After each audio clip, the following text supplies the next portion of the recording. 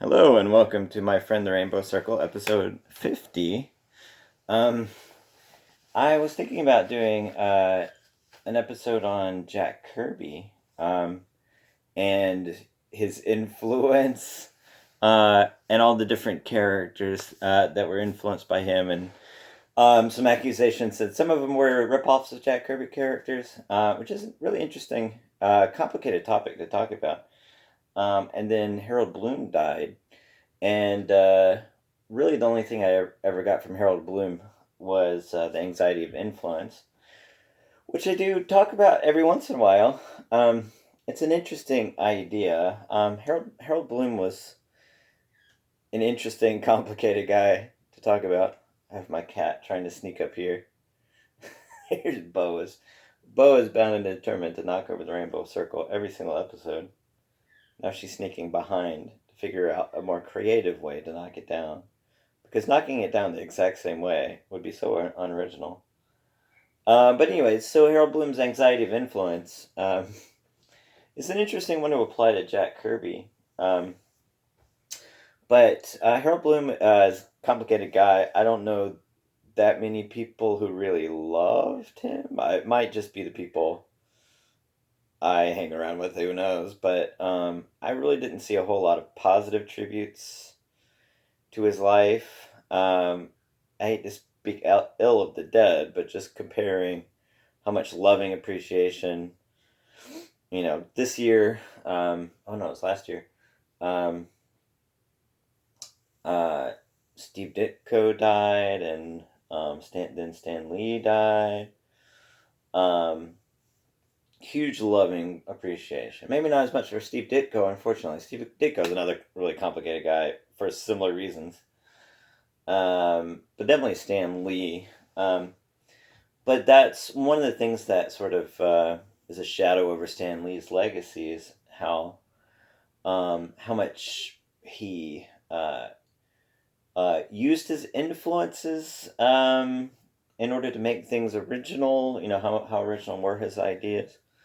Um, with Jack Kirby, especially, if you look at really his three great periods. His first great period was with Stan Lee, 62, 63, when he created so many of the characters that we love.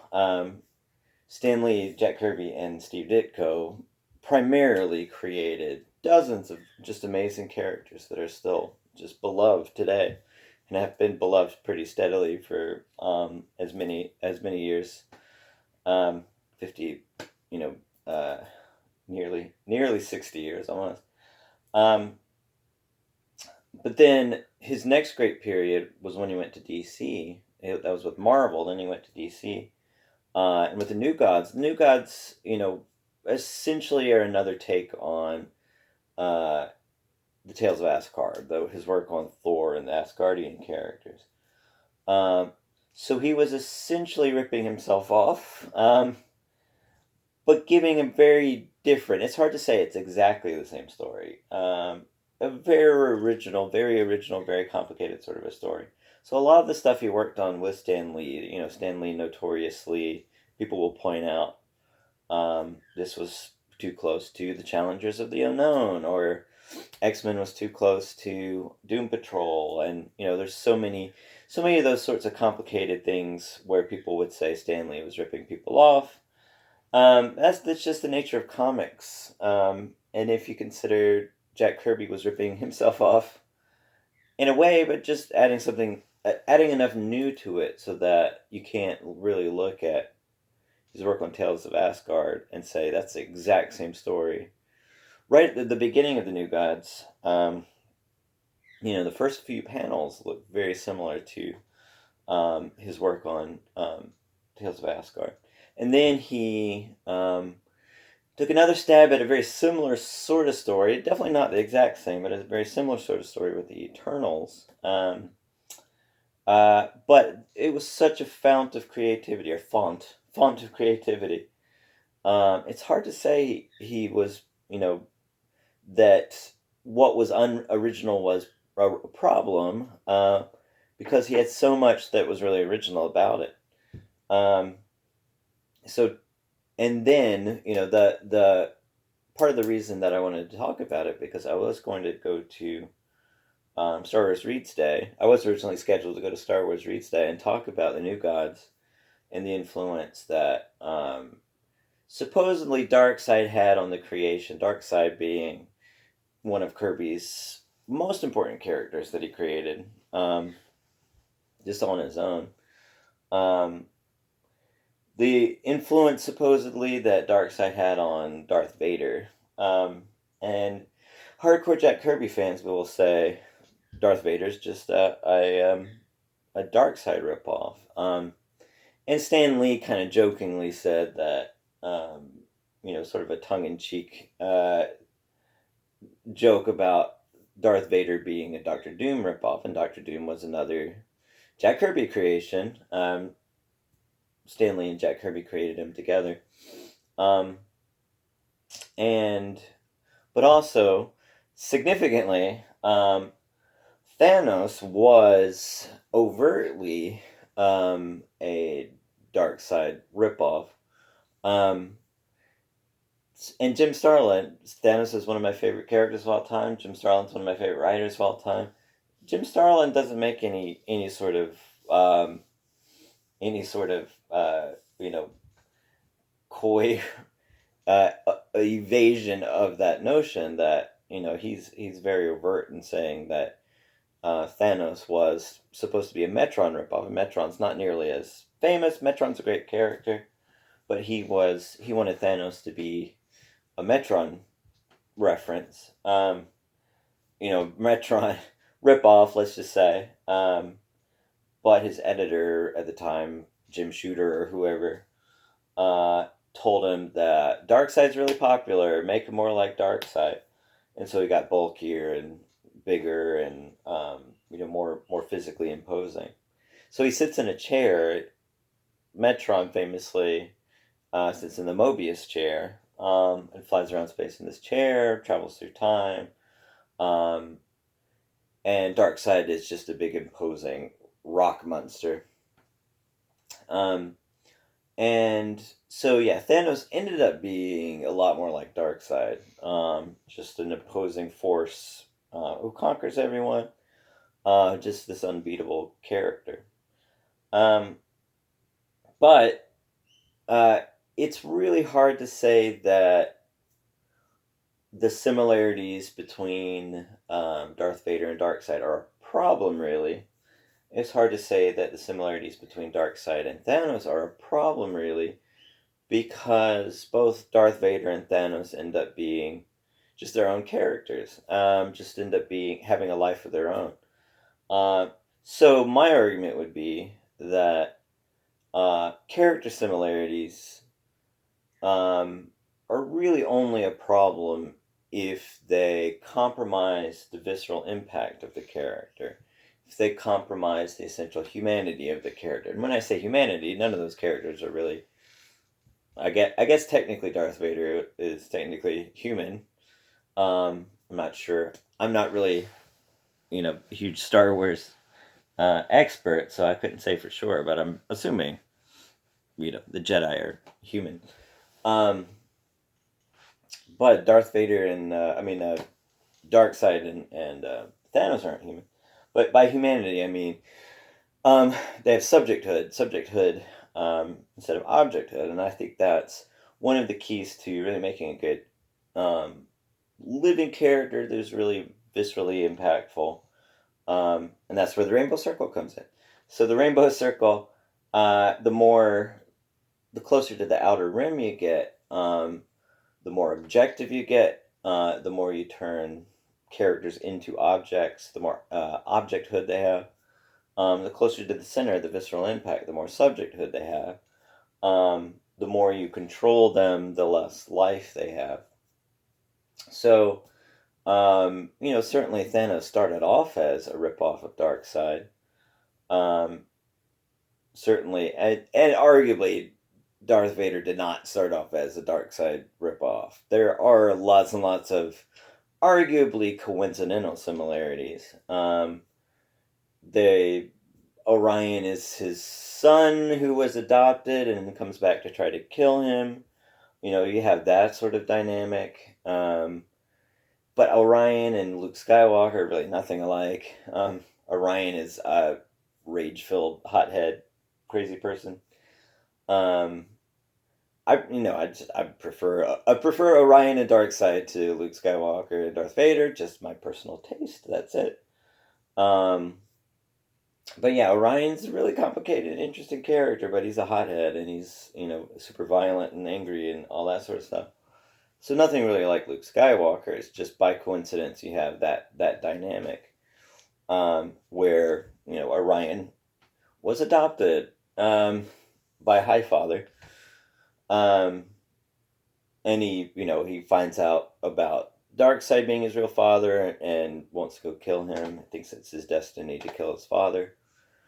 Um, and there's also the source, and that's the thing about the Jack Kirby creations. Jack Kirby's other two really major periods, arguably, the New Gods period and the Eternals period, he had so much really compelling, fascinating new stuff that he added to it. It's really hard to identify where else that might be from. So, like the source, I guess the source would be kind of like a lot of Eastern ideas, like the Tao or something like that. Um, but he's mixing the source, this very Eastern sort of concept of spirituality, with definite polytheistic gods that have reference to actual gods, but it's hard to really identify specifically how they correspond. Like Darkseid, he's a big stone monster. What god is he really? Orion is called Orion, the hunter, but so sort of kind of a reference there. Highfather is kind of Odin, kind of not. I mean, Orion is kind of Thor, basically, but still his own character. Um, but sort of the way the source is mixed with these sort of traditional polytheistic gods is kind of a unique mix of elements. Then you have things like the mother box and the boom tube, and you have all these different things that it's hard to really correspond them with anything else. Not that that is alone a mark of quality, because if you look at, there's plenty of writing about like how much of Star Wars was taken from somewhere else, like this, how much of it was taken from Here with a Thousand Faces, how much of it was taken from The Hidden Fortress, from old science fiction serials, from all these different places. Just because so much of it was ripped off, if you dislike it, you call it a ripoff. How much of it was a tribute? How much of it was just a mix of all these different influences? So my argument would be that it's really only a problem if it hinders your ability to enjoy it viscerally. But a lot of the times when we accuse things of being a ripoff, it is post-rationalization, and that I've talked about that in a previous video. There's a fallacy called the storytelling fallacy, which I think is a really bad name for fallacy to apply to storytelling. If you say, the way you're reading that story is inaccurate, the response you have to that story is inaccurate because you're falling into the storytelling fallacy. So not a great term to use when talking about storytelling. Probably a better one would be post-rationalization. I was watching a lot of Rory Sutherland lectures, and that's the term he was using. But post-rationalization basically means, if you watch something and you don't like it, after the fact, you'll find a reason you didn't like it. You'll identify, like, The Force Awakens, plot-wise, The Force Awakens was very similar to A New Hope. So if you watched The Force Awakens and you liked it, the fact that the plot was very similar to A New Hope is not really a universal flaw in it because you liked it, regardless of that. But if you watch Force Awakens, not the biggest Star Wars fan, so I watched The Force Awakens and I said, oh, it's kind of okay. It was a lot like New Hope, It was fun, but, I was not blown away by it. So if you just didn't like Force Awakens, for purely visceral, irrational reasons, uh, your post-rationalization would say the flaw in Force Awakens was that it was too close to A New Hope. So if if you're reading a Thanos story and you dislike it, I love Thanos stories, one of my favorite characters of all time. If you say, I don't like Thanos, based on purely visceral or rational responses to Thanos as a character, your post-rationalization will say, the reason I don't like Thanos is because he's too similar to Darkseid. Seeing it that way, I think you have a much more effective way of considering things like influence and originality.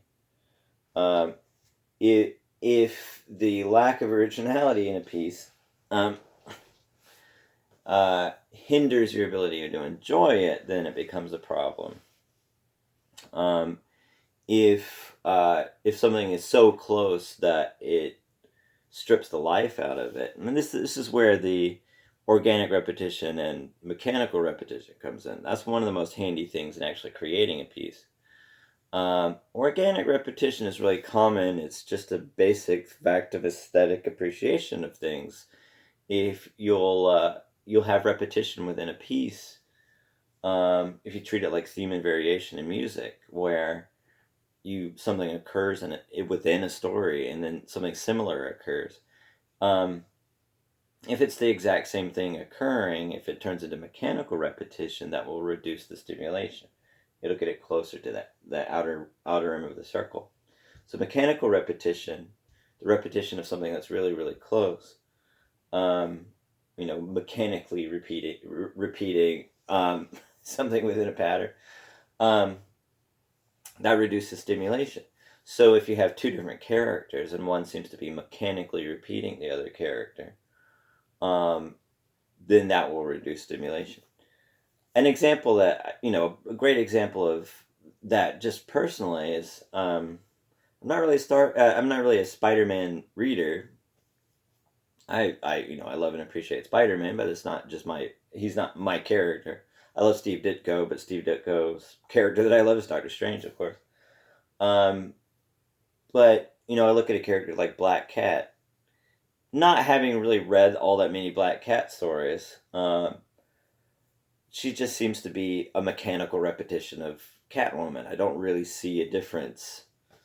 And so, but you have Spider-Man fans who love Black Cat, and they'll say, when's Black Cat going to show up in a Spider-Man movie or whatever?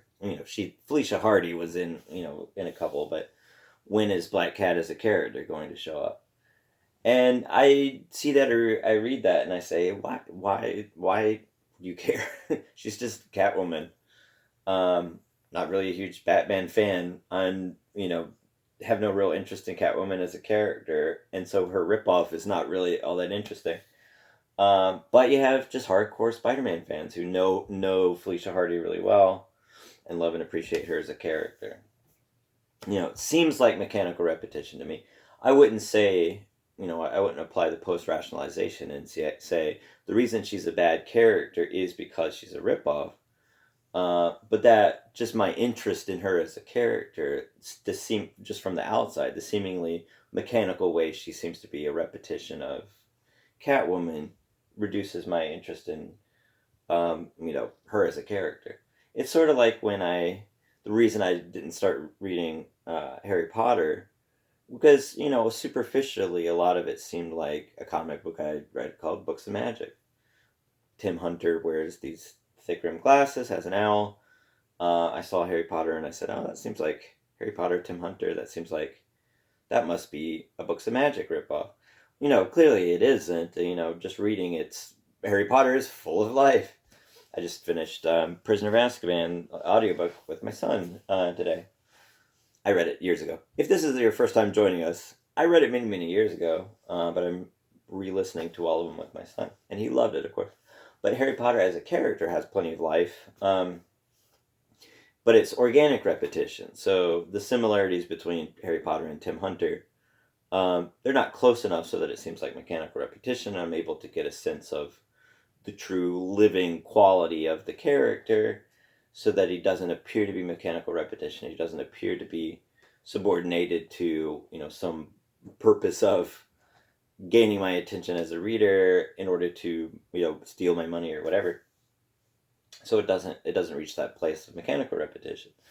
So certainly if you look at a character like Darkseid and you say, is Darth Vader mechanically a repetition of Darkseid? Well, clearly not. They both have very different lives. They have different ways that the story actually pans out. There's some basic superficial similarities, but there's enough difference, and you can say that with all of the different Star Wars antecedents, like the Hidden Fortress or Hero with a Thousand Faces. I mean, just the nature of Hero with a Thousand Faces is theme and variation. You have a basic pattern. You have thousands of different versions. It's not a rule system that everything has to follow. Here with a Thousand Faces, you have just so many different versions of a very similar sort of story. And so yeah, Thanos, some basic. It started off as an unabashed Metron and Darkseid ripoff, but does that necessarily make it a problem? Well, no. Arguably, not at all. Thanos very much developed into his own character. The whole obsession he has with death, for example, definitely an original character. The Infinity Gems. Darkseid wants to find the anti-life equation, but that's not so clearly defined why he wants that. I mean, other stories after Kirby define that a little better. But yeah, I mean, the anti-life equation is a really interesting original idea. Not really the same thing as the Infinity Gems, which is an interesting original idea. Has some similarities to classic quest mythology, just over the history of quest mythology. But just superficial similarities. Definitely a unique living sort of a character. But then you have, but with Kirby, it was so. I mean, I think that's something that will possibly make Kirby just a classic creator that we'll remember for centuries. I don't know, maybe. Not in the canon. Speaking of Harold Bloom, I swear I'm going to tie it back to Harold Bloom. Not in the literary canon now, but neither was Charles Dickens in his time, so who knows? But hit the originality of Kirby's creations, so that he created these amazing characters that are so vivid and viscerally impactful that even though you've never seen anything quite like them before, it still hits you right in the gut when you see them. And that's another goal. I mean, it's just two different sorts of goals. And Starlin took a pre-existing character and created something new out of this pre-existing character. Kirby created these amazing new characters, like Galactus, for example. Galactus and the Celestials. I think those two characters are probably the ones that are going to be some of the most original, fascinating characters.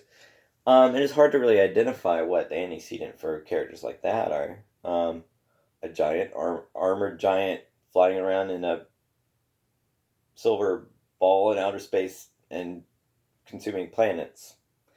Before Galactus, what was another character who did that? I don't know. And the Celestials, just, you look at a Celestial and it's this gut punch impact of uncanny mystery to them. Galactus is more of an actual character, so I think he might have stand the test of time a little bit more than the Celestials. But the Celestials are such a these giant armored um, space giants, and I rip them off all the time. Constantly, unabashedly, unashamedly. You know, armored space giants are really fascinating.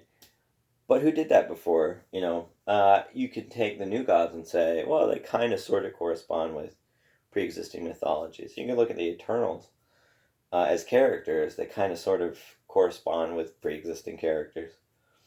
Like Icarus, and Thanos. Thanos was a Jim Starlin creation, but he was sort of folded into the Eternals. He certainly relates to Darkseid, but he also relates to these death gods. Plenty of death gods. But then the Celestials, in what way did the Celestials have any kind of antecedent as characters other than Galactus? And that's about it. I'm sure there was something. They have these very Mayan designs, but what pantheon had space giants with no faces and covered in armor? I don't know. There might have been something. I have no idea, but it was such an original creation. But it's just two different types of creation. Taking something pre-existing and making something new out of it, and creating something that had no antecedent, but still making it impactful to an audience. I hate the word impactful, and I keep using it. I need a synonym for impactful, because for whatever reason, that word bothers me. But I can't think of a good synonym.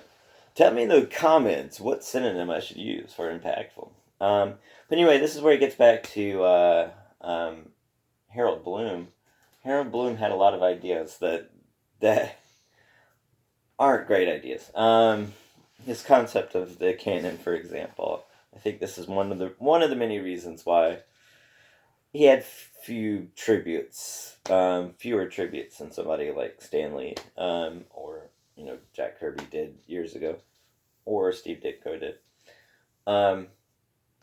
Steve Ditko was total curmudgeon and super libertarian and not good with people at all. But he had a lot of tributes. He was an amazing artist.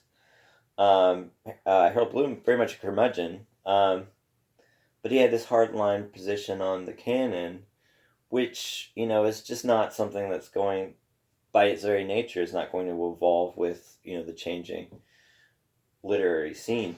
But his idea of the anxiety of influence, I still do think about it every once in a while. But the part of it is that I think about is the willful misinterpretation of the people that came before you. And I think a part of the problem with it is sort of signaling that there is a definite interpretation. But still, ultimately, if you look at something like that, taking the influence of somebody who came before you and turning it into your own thing, that's just the nature of the creative process. And then, that's what he was writing about. Whether or not you're interpreting what somebody said differently or somebody's intent differently, that's just the nature of the evolution of creation. As long as the new creation, you consider it in terms of organic repetition, I don't really see anything wrong with that, as long as the new creation is endowed with life, is endowed with subjecthood, and the repetition from the antecedents doesn't hinder the visceral impact in any way. There's really ultimately nothing wrong with that. That's just the nature of creation. It's very, very difficult to truly create something new, like Jack Kirby did. Very difficult to create something truly new where it's really difficult to see where the influences came from. And to also translate that to a reader. It might end up being so strange, so new and so strange, that certainly present day readers or viewers or whatever just have no way of really conceiving of it. That's where a lot of post-rationalization becomes a problem. A lot of art, a lot of stories, a lot of visual art doesn't really have an impact on the broad audience at first because it's so new. People will see that and apply their post-rationalization and say that's bad because of X, Y, and Z. Whereas it's great, but it's just so new that they can't really process it yet. Um, that's just one way of creating a piece. It's really hard to create something that's truly new and then genuinely translates to a reader. Big part of the process is taking something pre-existing and through organic repetition, turning it into something living and something that is your own. And I think that's a big part of the early process is going from a more mechanically repetitive sort of a style that you've taken from someone else, and then finding the life within it. And I think I'm degenerating into mechanical repetition myself, so I'm going to wrap it up for today. Thanks for joining me, my millions of viewers, for episode 50. I will see you on episode 51. Have a good night.